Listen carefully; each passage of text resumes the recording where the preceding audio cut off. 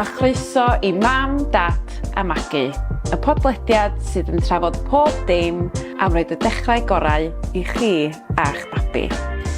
Heddiw, dyn ni'n mynd i fod yn trafod bwydo. A dwi'n gwybod os da chi wedi sylwi ar y pethau sy'n ymlaen ni, ond dyn ni yn mynd i fod yn edrych yn fanwl ar Bronfwydo, yr buddion, lle allwch chi gael eich cefnogaeth, a sut allwch chi deimlo'n saff yn Bronfwydo'n gyhoeddus.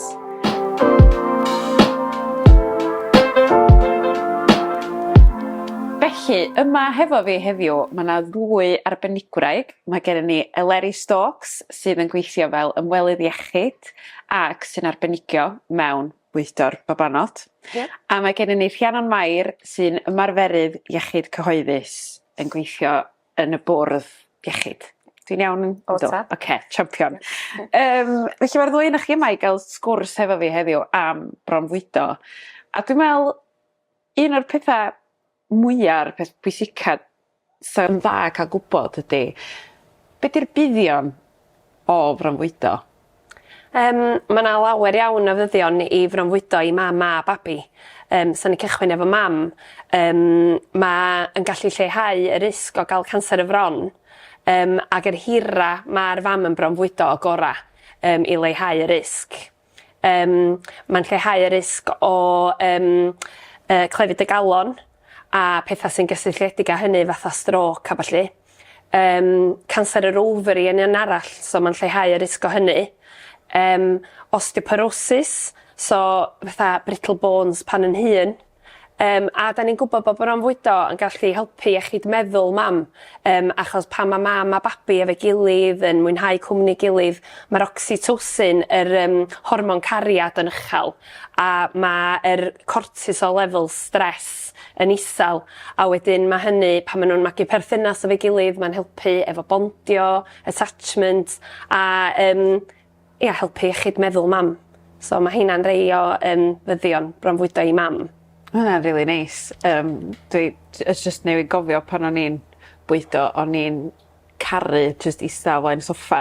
Ia. A ti'n cael yr amser na eistedd lawr, ti'n methu fatha symud rili nag oes. Na. Achos bod chdi'n gorau canolbwyntio ar y Bronfwydo. Ia. Ond nes i meddwl amdano fo bod o fydd i fi. Ia. Just cael y cyfnod yna o eistedd lawr. Ia, a mae just yr oxytocin yn uchel, a dyna pan mae'n bwysig i partner hefyd cael cyfle i eistedd lawr, croen i groen, a cael amser efo'r babi i oxytocin pob yn y teulu fod yn uchel a'r cariad yn llifo. O, nice. Lyfli. Dyn ni di sôn am y buddion i'r fam. Be di'r buddion i'r babi? So eto, mae yna lawer iawn o fuddion i'r babi. So, da ni'n gwybod bod Bronfwydo bod colostrum yn frest y fam o tua 16 wythnos o feichiogrwydd. A wedyn, mae'r colostrum yn lefrith special iawn. Mae o'n protein high calorie, a mae o'n llawn protein, a mae o'n llawn pethau i amddiffyn y babi, so antibodies a ballu. A wedyn, da ni'n gwybod bod hwnna llefrith perffaith i'r babi, am bod o'r maint bach. Dwi wedi dod â belly balls bach ma fo fi. Mae bol babi bach sy'n newid gael ei eni, mae'n seis fatha marblan bach. A wedyn mae'r colostrum ma yn union, mae'n cwtio lining yr bol a yn helpu i reid y dechrau gorau i babi bach. A wedyn fel mae'r llefrith wedyn yn dod i fewn i'r fam o gwmpas tua 3 diwrnod ar ôl cael y geni. A mae'r colostrum a'r bwydo'n sort of cwblhau dydy yr cycle of pregnancy, y cam nesa ar ôl geni a geni'r placenta a wedyn Bronfwydo. Mae yna gymaint o fuddion i'r babi fatha atal salwch. Mae'n cadw babi so lle doctor a allan o surgery a allan o'r ysbytai am bod o'n cadw nhw'n iach. Pethau fel gastroenteritis, problem stumog. Mae yna salwch difrifol i fabis bach sydd yn fregus iawn yn y cychwyn. Necrotizing endocarditis neck, maen nhw'n galw fo. Da ni'n gwybod bod llefrith mam fatha ffisig i bolia babi bach yna, am bod o'n cwtio'r gut. Ie, mae hwnnw'n gychwyn rili da. A wedyn, mae yna lawer iawn pethau fel gordewdra. Cos da ni'n gwybod mae hwnna'n broblem dydy ymhlith plan bach yn ddiweddar. So, cael BMI iach a mae Bronfwydo yn berffaith i hynny. A wedyn, diabetes o clefyd siwgr, mae'n lleihau y risg o hynny. Mae'n lleihau y risg o pethau fel asma a haint ar y glust. O, reit. Ia, so a da ni'n gwybod mae lot o blant bach yn dioddau efo ear infections a felly dydy. So mae'n helpu lleihau y risg yna. A hefyd syndrom marwolaeth sydyn babanod, so sydd, da ni'n gael fo, mae'n gallu lleihau y risg i babanod o hynny. So mae hynna jyst yn chydig o rei. Ia, so a eto i'r babi hefyd, am bod y babi efo'r fam ac yn teimlo yn saff. Mae'n fwy na just caloria. Mae o yn protection, mae o yn neud nhw deimlo'n secure, a oxytocin yn uchel, so'r hormon cariad na mae'n helpu efo'r attachment.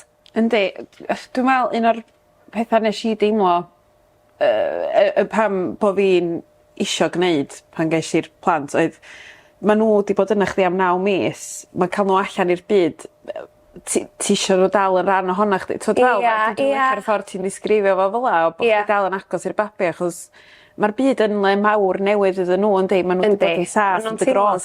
Mae'n debyg, mae bod yn agos i mam yn debyg i fod yn y bol, achos mae o'n gynas, maen nhw'n clywed curiad calon, maen nhw'n bennu hunan, maen nhw'n teimlo'r ochrau achos ti'n gafel yn nhw'n dyn. A neud nhw deimlo'n saff, wedyn mae o gymaint mwy na just maeth. Bod ni'n gwybod bod llefrith mam ydy'r llefrith pwysica i gael, achos mamaliaid yda ni, a da ni gyd yn neud llefrith specific i'n babis bach ni. Wedyn mae o yn fel tailor-made milk sydd yn llawn maeth a llawn pethau i amddiffyn nhw rhag salwch, ond mae o hefyd yn dod ar attachment, ar bonding, ar teimlo'n saff a helpu efo datblygiad yr ymenydd i'r babis bach gan bod nhw'n teimlo mor secure. Un peth o'n i'n gweld yn ddiddorol be chdi'n dweud fan o ran yr teimlo'n saff a bod nhw'n agos i dy gorff di, nes ti sôn bod partner yn gallu defnyddio skin to skin. Ia, yndi. Os dwi ti ddim yn bronfwydo, fatha partner sydd ddim yn bwydo. Ia. Deimlo'n rhan o bob dim, mae'n bwysig. Dwi'n meddwl i gael partner i fod yn involved a bod nhw ddim yn just cael nappies bydyr a bethau i wneud, bod nhw'n gallu teimlo'n really agos at y babi hefyd a bod yn emotionally involved lle. So, bod nhw yn neud croen i groen am beth bynnag awr y dydd os bosib. Neud pethau fatha tylino babi, baby massage, just i gallu teimlo'n agos at y babi. A gwisgo sling yn beth da i wneud, cario'r babi mewn sling i gadw nhw'n agos. Felly mae'n bwysig i rhieni wneud hynny efo'i gilydd, dwi'n meddwl.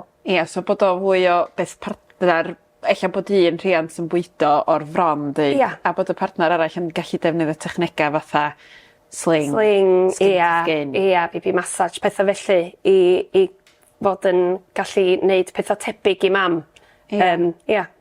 Neis. Hwna'n lyflu ac yn ffordd rili braf o siarad amdano fo, rili. Dwi'n iawn i ddeud, ti'n sôn am yr antibodies a sydd yna mewn yn y llefrith. Os wyt ti'n mynd y sal, fatha, deud bod chdi fo anwyd, neu bod gen y babi'r anwyd, ydy o wir bod y llefrith yn addasu i gwthio'r...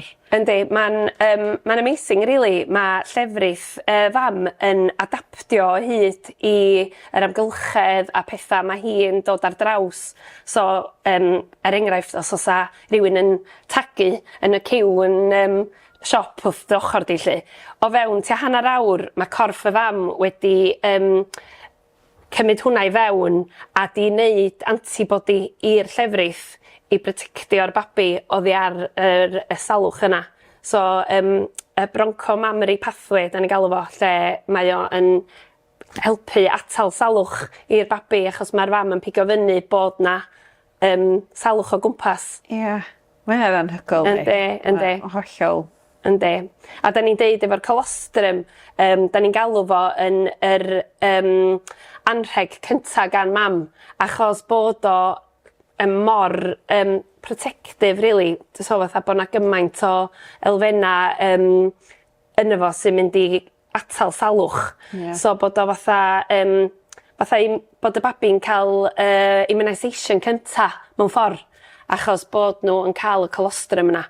Felly mae'n hynod bwysig i fama cael gwybod y gwybodaeth yn y cyfnod cyn cael y babi hefyd. So bod nhw'n cael amser i sbïo i fewn i bethau a cael amser i fynd i gael cymorth a gwybod lle i gael y cymorth na yn yr amser cyn geni. O da, diolch yn fawr am yr ateb mor gyflawn yna. Buddion.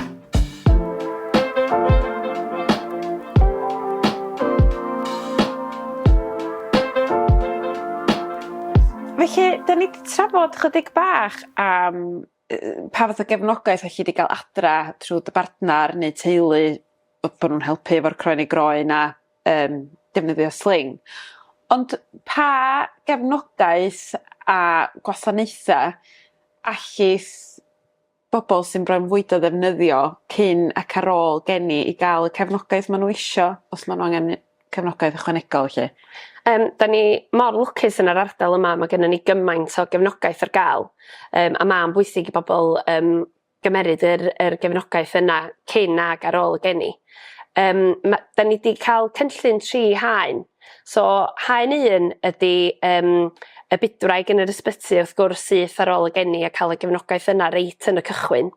A wedyn ar ôl dod adra, mi fydden nhw'n cael bydwraig gymunedol, fydd yn galw yn y cartra a gweld nhw mewn cliniga. A wedyn o gwmpas 10-14 diwrnod mae'r ymwelydd iechyd yn cychwyn a fydden nhw'n cael i gweld yn y cartra gyn yr ymwelydd iechyd hefyd ag o fewn cliniga a grwpia.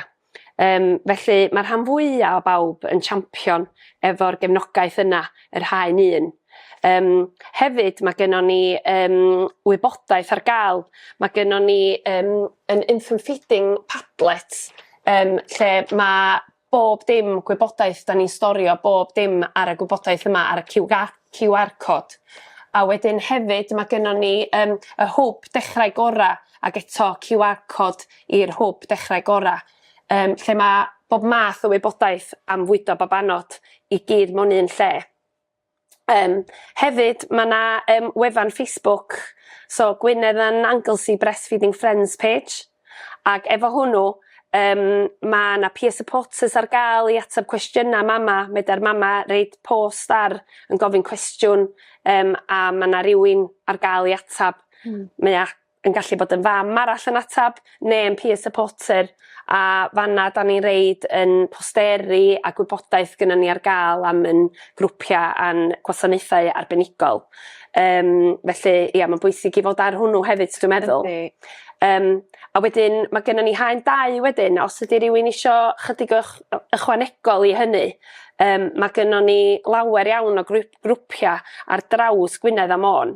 Felly mae gennym ni wasanaethau arbenigol mewn lleoliadau yn Caergybi, yn Llangefni ac yn Bangor. A mae heini'n cael ei cynnal gan lactation consultants sydd wedi gwneud llawer iawn o training ychwanegol a yn really specialised i reid one-to-one support yn y gymuned. Felly, da ni'n annog rhywun i fynd i'r grwpiau yma a dim ots lle maen nhw'n byw gan nhw fynd i rhywun o'n nhw. Mae gennym ni hefyd ymwelydd iechyd sydd wedi gwneud gwaith ychwanegol a maen nhw yn Porthmadog ac yn Tywyn. A wedyn mae gennym ni peer supporters sydd yn rhedag grŵp yn Llanberis. A wedyn, so mae yna grŵp rili neu gwasanaeth arbenigol bob dydd o'r wythnos ar draws Gwynedd a Môn a mae Croeso i mama sydd yn disgwyl babi neu wedi cael babi fynychu unrhyw un o'n nhw. Felly mae gennym ni lawer iawn i gynnig yn haen 2. A wedyn os ydy problemau yn ella chydig bach yn gymleth neu'n hir dymor, mae haen 3 wedyn. A haen 3 ydy weld un o'r tîm bwydo babanod yn ysbyty Gwynedd. Dwi'n un o heini. A wedyn da ni'n cynnig clinic ar ddydd Mawrth a dydd Iau yn ysbyty Gwynedd, lle mae o yn fatha clinic specialised i bob math o wahanol broblemau. Wedyn mae hwnnw yn referral gyn y bydwraig neu yr ymwelydd iechyd a wedyn maen nhw'n cael y pwyntiad i ddod i'r ysbyty. Ond ia, fel dwi'n deud, mae'r rhan fwyaf yn iawn a yn neud yn gret efo haen 1, ond mae haen 2 ar gael a sy'n ni'n annog rhyw fam i fynd. A hefyd ddim yn gyrro cael problem i fynd i haen 2. Gwch chi fynd just i gael yr social support, cyfarfod mama eraill, neu ffrindiau, gofyn cwestiynau, teimlo bod nhw mewn safe space, da. Felly, ond mae yna lot i gynnig yn yr ardal yma, da ni lwcus iawn. Dwi'n cofio, o'n hi'n defnyddio'r grŵp Facebook pan nes i gael y plant, a fel o'ch ti'n sôn, fatha, mi wyt ti weithio am 3 bora ben dy hun efo babi ar dy fron, fatha, fi dwi'n egin sy'n teimlo. Eisiau gofyn cwestiwn.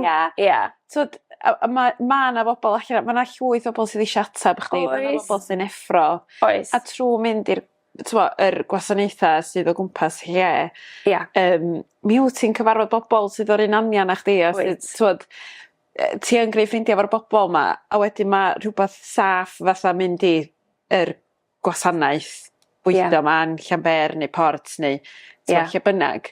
Wedyn ti'n teimlo fwy hyderus wedyn yn cyfarfod y bobl ma tu allan, a ti'n mynd am banad, a dych chi dal yn cael rhannu'r profiadau. Mae'n bwysig, dwi'n meddwl, dydy fynd allan a cyfarfod pobl a mynd i gael y gefnogaeth yn sydd, peidio aros adra a stryglo. Achos mae gallu bod yn anodd yn yr oriau dyddiau wythnosau cynta. Felly, da ni isio babis bach fynd i'r grwpiau yma, achos da ni'n isio nhw ddisgwyl tan mae'r broblem di mynd y broblem fawr. Da ni isio nhw fynd yn syth bin a cael y cymorth yma. A mae yna gymaint o gymorth ar gael, felly mynd yn syth. A mae'n gallu teimlo'n ynysig hefyd, so mae o'n neis just mynd a does o ddim problem, mae'n bwysicach fel ti'n dweud, i ddeud o'n syth. Yndi. Na gadael i fo manifestio i fod yn rhywbeth mwy. A mae'n rhywbeth cyn y geni hefyd ydy, bod o'n gyfle i gael paratoi a siarad efo mama arall. Yndi, da ni yn annog mama a dwi'n gwybod bod y bydwragedd yn deud hefyd, to maen nhw'n neud chydig o sesiynau antinatal, dydy. Yndi. A maen nhw'n annog nhw i fynd i'r grwpiau a'r gwasanaethau arbenigol gynnon ni yn haen 2. Mwyn cael eu hunan yn teimlo yn barod erbyn y geni. Mae nhw'n beth arbennig iawn, a ti'n iawn, dyn ni yn lwcus iawn yn yr ardal yma, am bod yna gefnogaeth lle. Defnyddio fo de. Yn union. A does na neb, dwi'n meddwl bod o'n rili pwysig cofio hefyd, ydy ymwelwyr iechyd na bydwragedd, dydyn nhw'n eisiau dal ni allan, dim dyna pwrpas na rôl ymwelwyr iechyd, yna i helpu ydych chi da. Bendant. Felly peidio teimlo cwilydd os maen nhw'n cywiro ffordd dych chi'n gafel ar, y gael y babi latio mlaen a falle. Help ydi o. Mae'n bwysig cael fel da ni'n galw fo'n positioning ag attachment yn iawn o'r dechrau. A wedyn, unwaith da chi, mae'r wythnosau cynta ydy'r anodda.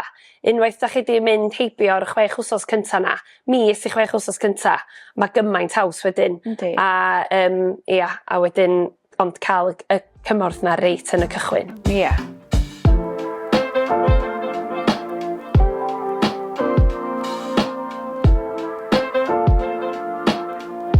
Os mae rhywun yn Bronfwydo, am ba mor hir dylian nhw fod yn gwneud lle a mond, beth ydyn ni'n galw fo'n EBF, exclusively breastfeeding, am ba mor hir dylian hynna fod?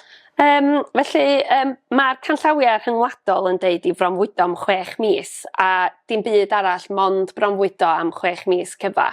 A wedyn, o ddeutu 6 mis wedyn, diolch yn gyrro bod union ar pen blwydd 6 mis babi.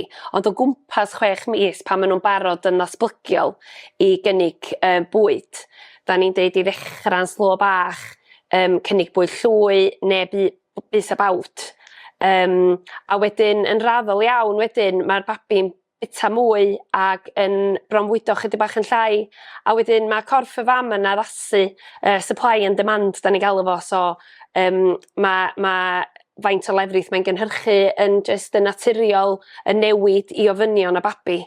A wedyn mae'r babi yn dangos bod nhw'n barod i ddechrau cael bwyd llwy neu bys a bawd, pan maen nhw'n gallu eistedd fyny eu hunan heb gorfod cael eu propio a bod o'n saff i wneud, bod yr hand-to-eye coordination a di dod, so bod nhw'n gallu ffendio bwyd a dod â fo i ceg, a mae boliau bach nhw, digestive system, mae kidneys nhw nhw yn barod i gallu ymdopi efo bwyd.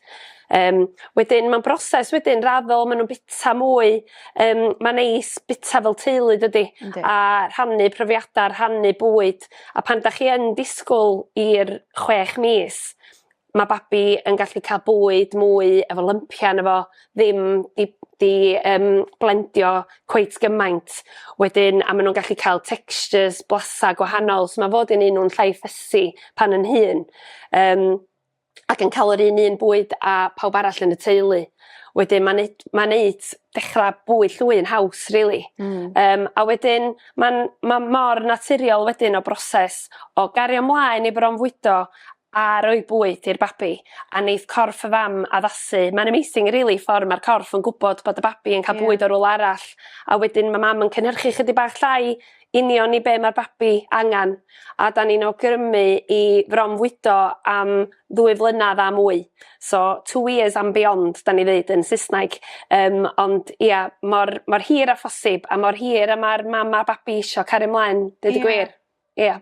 Achos mae o'n berthynas hefyd o pryd maen nhw eisiau stopio a pryd ti eisiau stopio hefyd. Mae pawb yn wahanol, dydyn? Yndi, a mae bob babi wahanol, mae bob mam yn wahanol, mae'r sefyllfa wahanol, efo gwaith a pethau, ond mae da'r mam bendant gario ymlaen i bronfwydo ar ei bwyd. A bwydo cyn mynd i gwaith, ar ôl dod o gwaith, yn y nos. So mae'n bosib cario ymlaen i bronfwydo am hir, pa mor bynnag o hir mae mam isio, really.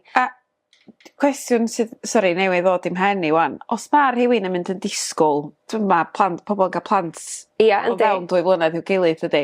Mi wyt ti'n gallu gwneud tandem feeding, dod? So mae'n bosib cario ymlaen i bronfwydo yr toddler, a wedyn bronfwydo babi hefyd yr un pryd. A mae, fel o'n i'n dweud, mae corff y mam yn creu llefrith digon i ddau, a geith gario ymlaen, a dos i'm rhaid stopio o gwbl.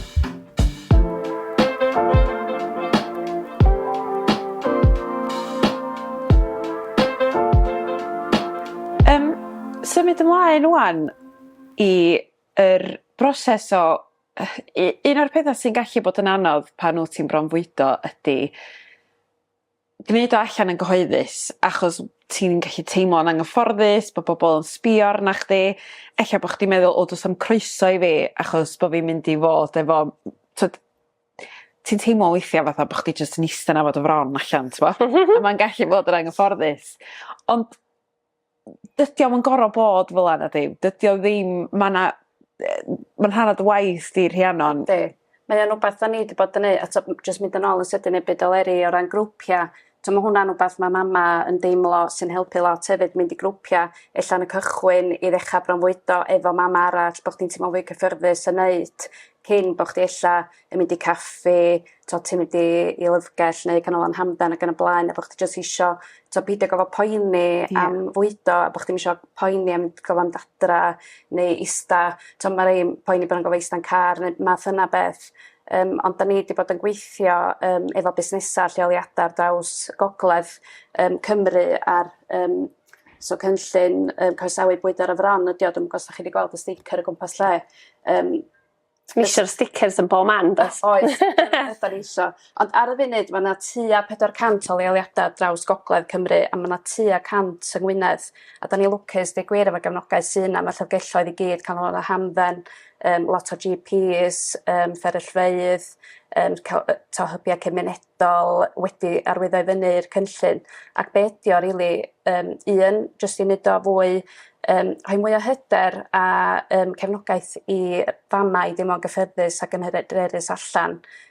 Ond hefyd bod chdi'n codi ymwybyddiaeth yn y gymuned, o fronfwydo. Ie, da ni eisiau normaleiddio fo. Dyna dio de. A hefyd bod chdi yn rhoi cyfle i busnesau a lleoliadau yn y gymuned i gefnogi a danos bod nhw'n cefnogi fo hefyd, chos mae hynna'n bwysig. A mama'n teimlo bod yna gefnogaeth allan yna.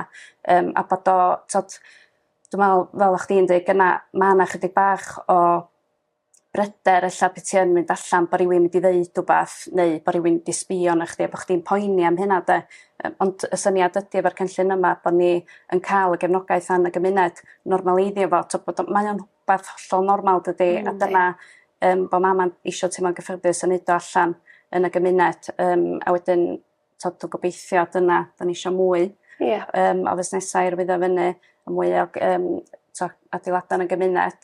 Dyna di'r bwriad. Dwi'n meddwl bod be oeddech chdi'n dweud yn da fatha yn bwysig ella bwydo'n cychwyn o flaen ella teulu a ffrindiau lle ti'n teimlo'n rili hyderus yn neud.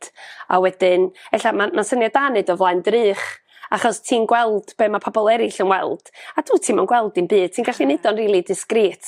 Wedyn mae'n dda neud o flaen drych i just gweld felly, a wedyn mynd i'r gwasanaethau arbenigol mae gynnon ni, a cael yr confidence i neud y fanno.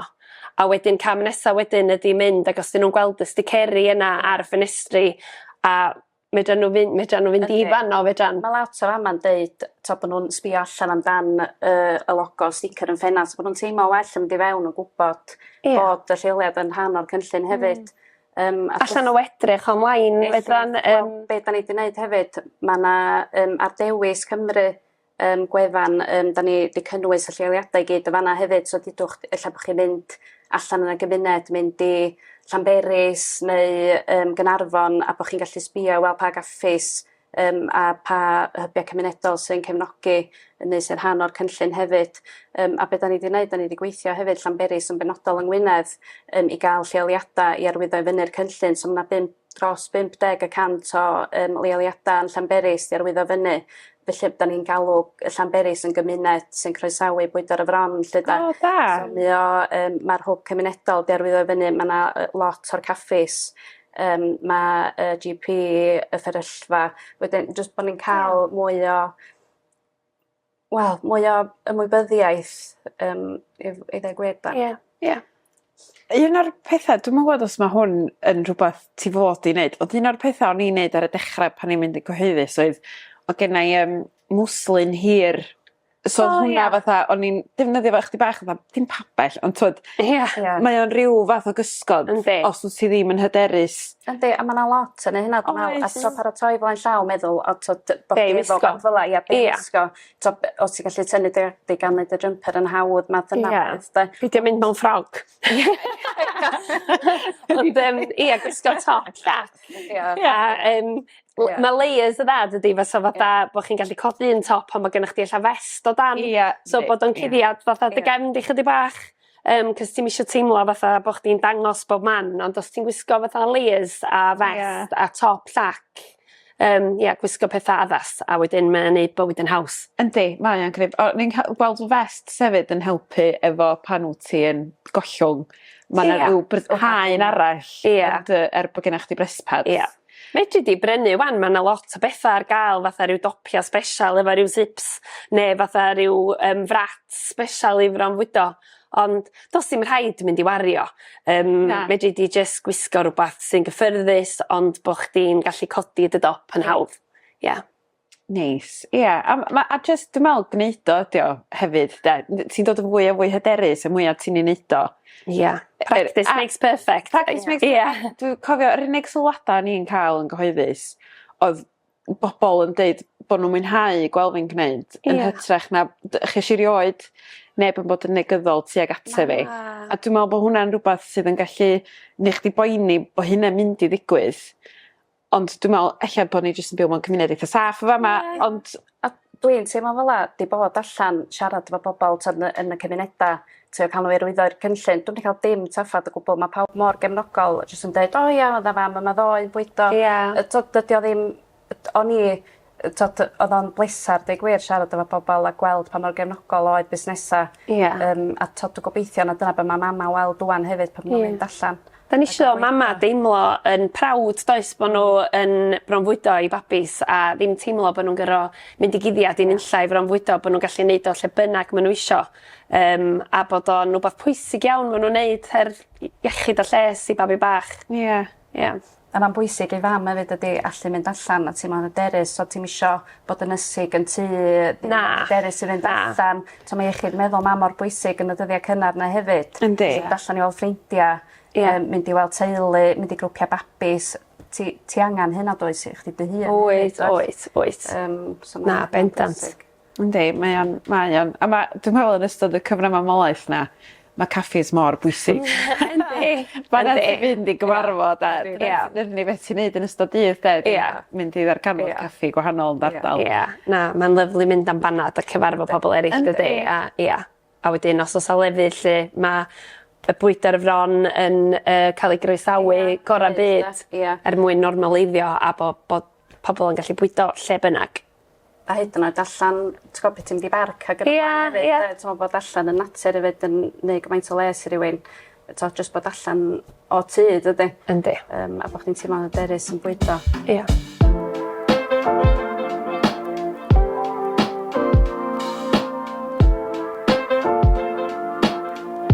Felly, dyn ni'n mynd i gloi yn sydyn cyn bo hir wan, ond cyn i ni wneud, so ni jyst yn licio gofyn, a pico'ch brens chi'ch dwy, ar be ddyla rhywun wneud os maen nhw'n dechrau ar ei siwrna, yn bwriadu dechrau ar ei siwrna, neu yn ei chanol hi, be sa'ch chi'n ddeithio nhw i annog nhw iddo fel barhau efo'r siwrna Bronfwydo yma? Mae siŵr fyswn ni'n deud o ran y grwpiau, da ni wedi sôn amdano fo'n barod, gwasanaeth arbenigol yn y cymunedau, ella ymweld efo un o grwpiau yna cyn bod chi'n geni i jyst cael syniad a trafod efo mam arall a paratoi, dwi'n meddwl. Dyna di un o'r pethau, dwi'n meddwl, ella swn i'n awgrymu paratoi a bod yn barod a dyfal barhau, dwi'n meddwl. A cael cefnogaeth gyn teulu, ffrindiau, partneriaid, a bendant mynychu yr gwasanaethau arbenigol gynnon ni mwyn cael yr cymorth ma'n syth bin. A mae'r fidwraig a'r ymwelydd iechyd yna i gefnogi hefyd. Felly, mynd amdani a cael y cymorth. A jyst gofyn y cwestiynau. Os ydych chi'n nabod rhywun, hyd yn oed jyst chdi bach yn nabod rhywun sydd wedi Bronfwydo, yn aml iawn, mi ydan ni'n licio sôn am y peth, achos mae o jyst yn rhywbeth... Yndi, agor trafodaeth a pawb yn helpu gilydd. Siarad am y pethau yna dydy. Yndi. Fwy agorad a gofyn y cwestiynau. Yndi, felly jyst mynd fyny at rhywun a bod yn hyderus ac yn ddewr, achos mae pawb eisiau helpu dydy. A da ni yn gymuned, really, a mae pawb, yn teimlo rhy fath. Ond diolch yn fawr iawn i chi'ch dwy am ddod draw i siarad â fi heddiw. Dwi wir wedi mwynhau gael y trafodaeth yma a cofio nôl hefyd mae bwydo'n gallu bod yn rhywbeth eitha brawychus ar y dechrau a mae o'n cymryd amser i setlo ond fel ti di sôn Leri, mae'r gefnogaeth yna a ti di sôn Rhiannon, dyn ni yn dechrau agor llgada cymunedau i neud nhw'n lefydd fwy sydd yn teimlo'n fwy barod i dderbyn mama sydd yn Bronfwydo. A mae'n hollol iawn i chi fod allan efo'ch bron allan yn bwydo. Mae'n lyflu, mae'n fendigedig. A mae eisiau bod yn prawd o wneud, achos mae bob un dropyn yn cyfri, a mae llefrith mam ydy'r llefrith gorau i'r babis bach. Felly, mynd amdani. Lyflu. Diolch o galon i chi'ch dwy. Diolch o fawr. Tan y tro nesa, hwyl fawr.